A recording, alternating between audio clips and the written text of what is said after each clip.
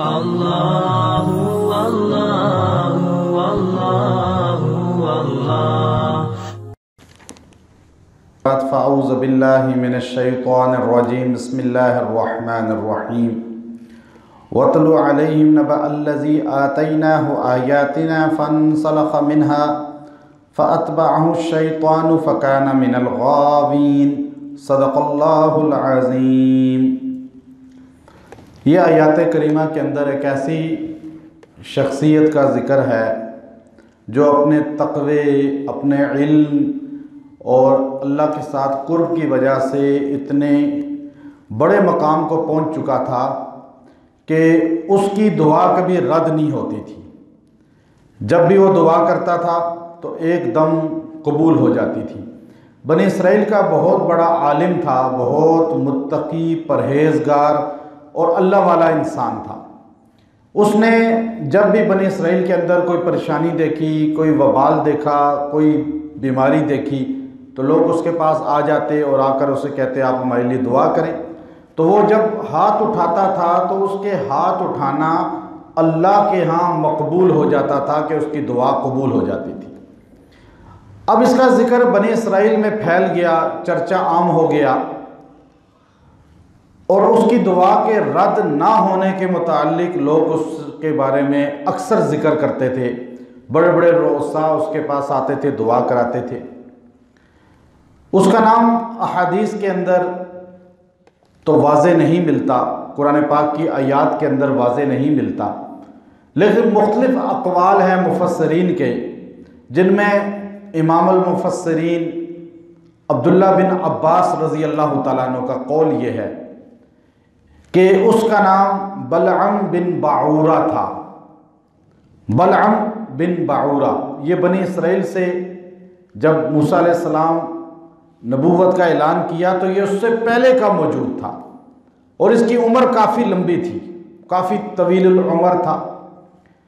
और मूसा अलैहिस्सलाम से पहले भी आसमानी कुछ किताबों का वो पाबंद भी था और आलिम भी था और तक़वा उरूज पर था।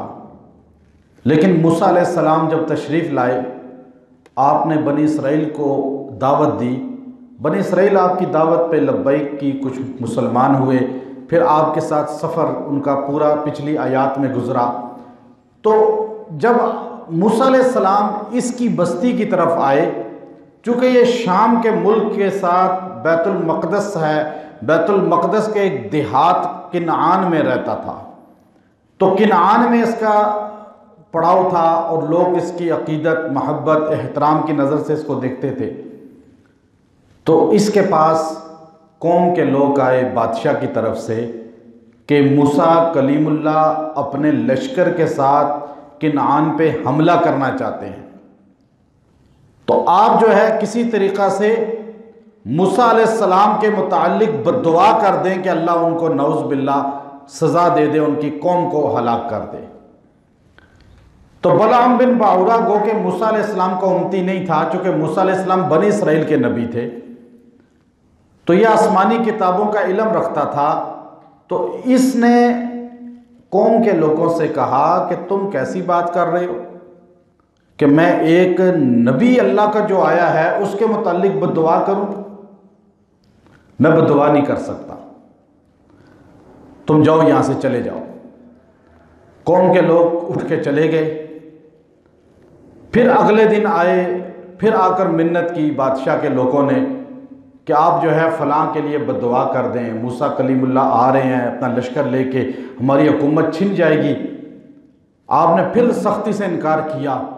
फिर कौम के लोग आए, आपके घर में काफ़ी सारे हुकूमत की तरफ से तोहफे ला के रखवा दिए और फिर आपकी बीवी को कुछ औरतों ने आके बड़ा जहन साजी की कि देखें खाली दुआ तो करनी है, ये दुआ कर दें कि चलो किनान का बादशाह जो है फतह याब हो जाए मूसा अलैहिस्सलाम के, और मूसा अलैहिस्सलाम को शिकस्त हो जाए। अब नबी के साथ जो टक्कर लेगा उसका अंजाम क्या होगा, अल्लाह इस आयत में हमें बताता है। अब इस गौर तलब यह है, फिर नबी के वरसा, अंबिया के वरसा उलमा होते हैं, उलमा की तौहीन करने वाले का भी इंजाम क्या होगा, कुरान ने बताया। अब आप गौर से सुनिए।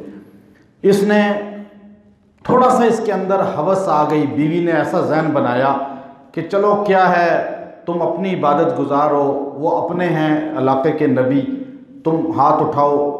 जब इसमें आज़म इसको आता था, इसके मुताल्लिक था कि इसे इसमें आज़म आता है, इसने बातों में आकर दुनियावी कुछ मालो असबाब को देखकर शैतान हमला कर देता है। शैतान के वार से नबी के अलावा कोई नहीं बच सकता। बड़े बड़े मुत्तकी लोगों को जवाल पजीर कर दिया, आबिद जाहिद जलील हो गए। और ये बनी इसराइल का वो आबिद जो इसमें आज़म का मालिक था, इसमें आज़म पढ़ के दुआ करता था, कबूल होती थी। जब इसने मूसा अलैहिस्सलाम के मुताल्लिक हाथ उठाए और इसमें आज़म पढ़ने लगा तो इसकी ज़बान से अल्लाह ने वही अल्फाज अपनी कौम के मुताल्लिक बद्दुआइयाँ शुरू करा दिए। ये कहता है अल्लाह मूसा कलीमुल्लाह को नौज़ बिल्लाह सज़ा दे, वो अल्फाज इसके बादशाह के मुताल्लिक किनान वालों को सज़ा दे। कौम ने सर पीटना शुरू कर दिया, ये तूने क्या कर दिया, तू हमारे लिए बद्दुआ कर रहा है। अल्लाह ने इसमें आज़म इससे छीन लिया। खाली छीना नहीं, इसकी ज़बान लटकने शुरू हो गई। यहां से लटकते लटकते लटकते लटकते यहां सीने तक आ गई, ज़बान बाहर आ गई इसकी। अब ये कुरान कह रहा है, हमारे अल्फाज नहीं है। कुरान क्या कहता है? अल्लाह रब्बुल इज़्ज़त ने फरमाया वत्लु अलैहिम नबा अल्लज़ी, आप ज़रा बयान करें इन लोगों के सामने जो नबी के और नबी के जानशीनों के ख़िलाफ़ बोलते हैं, अल्लाह वालों के ख़िलाफ़ बोलते हैं, औलिया के ख़िलाफ़ बोलते हैं, उलमा के ख़िलाफ़ बोलते हैं। अल्लज़ी आतैनाहु आयातिना, जिनको हमने किताब अता फरमाई, आयात अता फरमाई, हिकमत अता फरमाई, दनाई अता फरमाई। फनसलख मिनहा, तो वो निकल गया उनसे। इंसलाह कहते हैं जानवर को उसकी चमड़ी को से अलग कर देना, निकल जाना जानवर का चमड़ी से, जैसे आप काटते हैं उस वक्त निकल जाता है। तो ये निकल गया उस आयतों से। फ़अतबअहु शैतान, और शैतान की परस्तिश शुरू कर, इत्तबा शुरू कर दी, बहकावे में आ गया। फ़कान मिनल गावीन, और हो गया गुमराह लोगों में। कहाँ वलीउल्लाह और कहाँ गुमराही में चला गया। वलौ शिअना लरफ़अनाहु बिहा, और अगर हम चाहते तो उसको बहुत बुलंदी देते उसकी आयात की वजह से, इल्म की वजह से। वलकिन्ना, लेकिन उसने क्या किया, अखलद इलल अर्ज़, हम ज़मीन के साथ चिपक गया हमेशा फ़ायदा उठाने के लिए, ज़मीन से फ़ायदा हमेशा सोचा उसने मैं ज़िंदा रहूँगा। वत्तबअ हवा, और ख्वाहिशात की पैरवी शुरू कर दी। फिर हाथ उठा लिए, बद्दुआ शुरू कर दी, और बद्दुआ भी किसके लिए, नबी के लिए। और उनके खिलाफ ज़बान, बद्दुआ क्या थी, पत्थर तो नहीं था, ईंट तो नहीं मारी थी, मुंह ज़बान दराजी की थी ना। ये ज़बान दराजी इतनी वबाल है कि आज लोग ज़बान दराजियाँ करते हैं उलमा के बारे में, औलिया अल्लाह के बारे में, अल्लाह के नेक बंदे, अल्लाह की बरगज़ीदा हस्तियाँ जो ज़िंदा हैं या ज़िंदा नहीं हैं, दुनिया से चली गई हैं। चाहे वो उलमा अल्लाह वाले दीन का काम कर रहे हैं या नहीं कर रहे, आप कह रहे हैं कि आपकी नज़र में नहीं काम कर रहे, आप ज़बान दराजी ना करें। ज़बान दराजी का वबाल क्या होता है, कुरान बताता है। फमसलहू, उसकी मिसाल हो गई। पहले लोग कहते थे बलअम बिन बाऊरा अल्लाह का वली है, अल्लाह का नेक बंदा है, वलीउल्लाह है। एक वलीउल्लाह नबी के खिलाफ ज़बान गलत इस्तेमाल करेगा तो अल्लाह उसको कुत्ता बना देगा। तो एक इंसान गुनाहों का पेकर अगर वो नबी के वरसा के मुताल्लिक गलत ज़बान इस्तेमाल करेगा, अल्लाह के नेक बंदों के मुताल्लिक और उलमा के मुताल्लिक, तो उसका अंजाम क्या होगा। अल्लाह ने फरमाया फमसलुहु, वो ऐसा हो गया कमसलिल कल्ब, जैसे कुत्ता होता है। अल्लाह ने उसको कुत्ता कह दिया। अल्लाह इतना गुस्सा खाता है नबी के खिलाफ बोलने से, नबी के गुलामों के खिलाफ बोलने से, कि अल्लाह ने कहा ये कुत्ते की तरह हो गया। इन तहमिल अलैहि यलहस, जब उसके ऊपर, कुत्ते के ऊपर वजन रखो फिर भी वो हाँफता है। और कुत्ते से मिसाल क्यों दी? चूंकि बलअम बिन बाउरा की जबान लटक गई थी, यहां तक बाहर आ गई थी, और वो जबान से सांस लेता था जब तक जिंदा रहा, अजाब में आ गया। कुत्ता वाहिद जानवर है जो नाक से सांस नहीं लेता, जबान से सांस लेता है। बाकी सारे नाक से लेते हैं। कुत्ते को जब भी आप देखेंगे जबान बाहर निकाली हुई होगी और सांस खींच रहा होगा, हाँफ रहा होगा।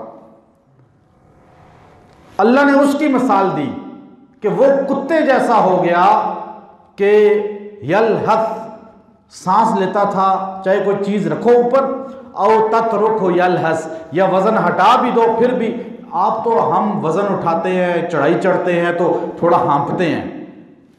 अल्लाह ने कुत्ते की मिसाल देकर कहा कि वो ऐसा बन गया कि उसकी जबान हर वक्त बाहर निकली रहती थी, और जब लेटा होता, बैठा होता, कुत्ते की तरह सांस लेता जबान निकाल के। ऐसा निशान इबरत बन गई। उसने कहा कि ए बनी इसराइल वालों, मैंने तो अपनी आखिरत तबाह कर दी तुम्हारे कहने में आकर, अब तौबा भी नहीं हो सकती। अब एक ही तरीका है कि तुम अपनी खूबसूरत औरतों को मूसा कलीमुल्लाह के लश्कर में भेज दो। वो लोग सफ़र पे निकले हुए हैं, औरत देख के गुमराह हो जाएंगे।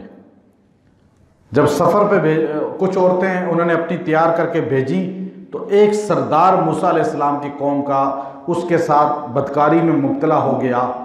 अल्लाह ने ताउन की वबा भेज दी, 70,000 आदमी मर गए उसकी वजह से।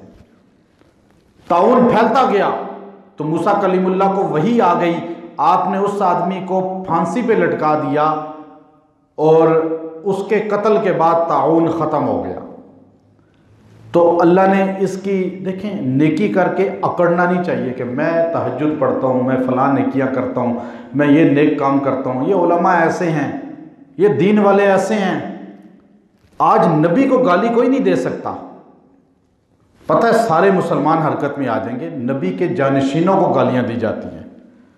वही उलमा ऐसे हैं जी, ये तो अच्छा, आपको जो पसंद है, चाहे वो मोहल्ले का आपका 10 सूरती आलिम क्यों ना हो, आप उसकी तो अकीदत रखते हैं, लेकिन उस आलिम की अकीदत नहीं रखेंगे जो बैनुल अक़वामी सतह पे आलिम है, या जो मर चुका है बड़ी बड़ी किताबें लिख कर। नहीं जी, वो तो नौज़ बिल्लाह ऐसे थे, ऐसे थे, ऐसे थे। किसी भी मसलक के आलिम के खिलाफ ज़बान दराजी नहीं करनी चाहिए। ये नहीं कि मेरे मसलक का जो हो, हर मसलक के उलमा की इज्जत करें। क्या पता किसी का मकाम बहुत ज़्यादा अल्लाह के नज़दीक हो। और ये सियासी हैं, ये गैर सियासी हैं, सियासी उलमा ठीक नहीं है, गैर, ये भी गलत बात है। मौलाना हुसैन अहमद मदनी सियासी थे, लेकिन हमारा अकीदा है आज जन्नत में है। अब हम सियासी गैर सियासी की शर्त भी नहीं, आलिम आलिम है। यहाँ उसने जब उनके खिलाफ ज़बान दराजी की, बलअम बिन बाउरा को अल्लाह ने कुत्ते की मिसाल दे के ज़बान उसकी बाहर निकाल दी। उसकी इबादत का ख्याल नहीं किया, उसकी रियाजत का ख्याल नहीं किया, उसके इस्म आज़म के मालिक होने का ख्याल नहीं किया। कई 100 साल उसकी इबादत को नहीं देखा। एक गलती की वजह से वो ऐसा जलील हो गया। तो आप और मैं अगर आज हमारे माशरे में जो नमाज भी नहीं पढ़ते, मर्द औरतें आवारा गर्द हैं, और जो नमाजी हैं वो भी अक्सर ग़ीबत करते हैं, तौहीन करते हैं अल्लाह वालों की, उलमा की, तो वो कैसे अल्लाह के वबाल से बच सकते हैं? तो अल्लाह ने फरमाया ज़ालिका मसलुल कौमिल्लज़ीना कज़्ज़बू बिआयातिना, ये मिसाल उन लोगों के लिए बहुत है जो मेरी आयतों का इनकार करते हैं। कि मैंने इसके साथ क्या किया? फ़क़्सुसिल क़सस, ये किस्सा सुनाए लोगों को। किस्से ये तुम्हें इसलिए किस्सा अल्लाह कह रहे हैं, मैं सुना रहा हूँ, लअल्लहुम यतफ़क्करून, ताकि आप गौर करें कि अल्लाह किस तरह पकड़ता है, कहीं हम पकड़ में ना आ जाए। साअ मसलन लिल कौमिल्लज़ीना कज़्ज़बू बिआयातिना व अनफुसहुम कानू यज़लिमून। फरमाया ये बुरी मिसाल है उन लोगों के लिए, ये इतनी कहते हैं जी उसको कुत्ते जैसा बना दिया। अल्लाह कहते हैं ये इतनी मिसाल है बुरी कि उन लोगों के लिए जो मेरी आयतों का इनकार करते हैं और अपनी जान पे जुल्म करते हैं। अल्लाह का कौन नुकसान कर रहा है? अल्लाह हमें समझ दे। व आखिर दावाना अनिल हम्दुलिल्लाह।